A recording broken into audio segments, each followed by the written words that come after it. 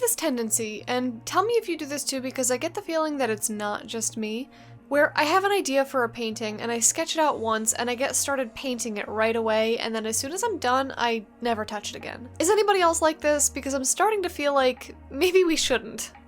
Instead of just slapping together a sketch, pushing some paint around, and calling it a day, I'm going to tell you how to curate a good painting concept. These are things that I'm trying to incorporate into my own process myself, so let's go on this journey together. The first step to making a painting is having ideas. It can be easy to think you're going to run out someday, but that's as far from the truth as it could possibly be. When you feel like you've lost all of your ideas, what's actually happened is that you've spent everything in your creative wellspring, and you need to fill it back up. I've made this worksheet on filling your creative wellspring as part of my creative productivity workbook. You can download the worksheet for free, as well as the first chapter of my book in the link in the description. The second step is gathering references.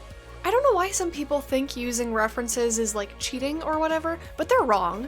And I will defend using photo, video, and real-life references until Judgment Day and trumpets sound. Gathering and utilizing references is something that I was actually taught in art school, and I know my school was not the only one to do this. So to any naysayers out there, references are professional. Looking at references can help spark ideas in your mind that can fuel new paintings, and it can also help guide details of your art that you aren't sure how to draw off the top of your head. Just make sure that when you are using reference to gather ideas, you aren't copying the reference verbatim. Take an element or two of each of the references that you've gathered, maybe it's the color palette or the mood or some architectural detail that you like, and distill it through your own interpretation. I often use references to help with anatomy, clothing folds, lighting, and objects that I don't know how to paint from memory. And using references and repeatedly drawing the same object over and over again can help instill it into your visual library so that you can paint it easier in the future. The next step to turning your idea into a good painting would be to spend time making more than one thumbnail sketch. This is absolutely one of those do as I say and not as I do moments, because most of my paintings have one single sketch that I transfer directly onto the final paper. Oops. Creating different thumbnails lets you play around with different compositions and silhouettes, and you may come up with something that you hadn't originally thought of but actually suits the idea better.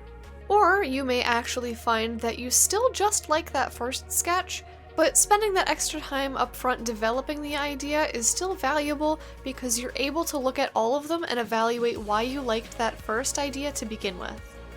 The next step is to subscribe to this channel so that you don't miss any of my future uploads. I'm kidding. Unless... The next step is to refine your sketch before transferring it to the final paper. This one might seem a little bit obvious, but I tend to have this idea that I'll be able to figure out the details of a painting while I'm painting it, and man, that leads to some train wrecks. When I was in school, I was taught that I should work on the thumbnail until it's as detailed as the final art piece is going to be, and while I think that's absurd, because who can smush all of that detail into a drawing smaller than the palm of my hand, I've been trying to keep in mind more that I do actually need to figure out the details of a piece before it reaches the final paper. This might mean taking one of those thumbnail sketches and drawing on top of it, or it might mean enlarging the thumbnail to the size of the final painting and then sketching at that size.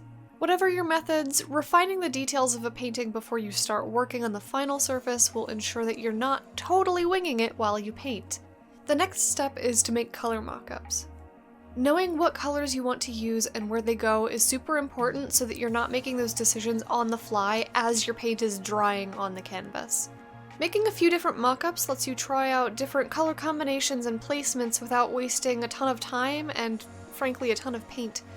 I like to scan my artwork and then do the color mock-ups digitally to save time, but you can also do smaller versions with the paint that you plan to use in the final painting so that you know exactly what pigment combinations are going to make what colors. Lastly, you can revisit old paintings of yours. Yes, you are absolutely allowed to redo a painting of yours that you liked the idea of, but thought the execution had problems. A popular challenge on social media is the Draw This Again challenge, where you take old art of yours and you draw it again in your current style.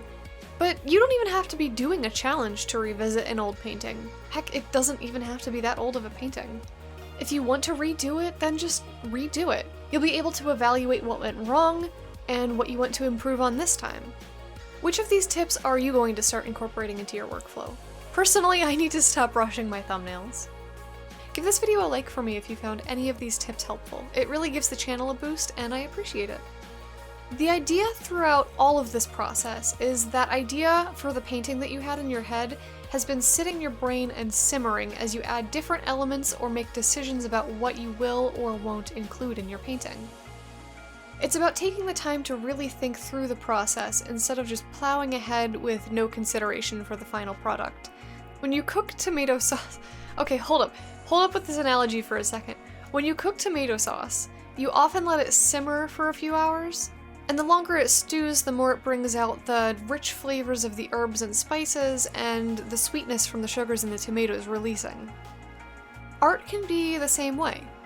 Taking that time to let an idea stew can help you realize things that improve the composition.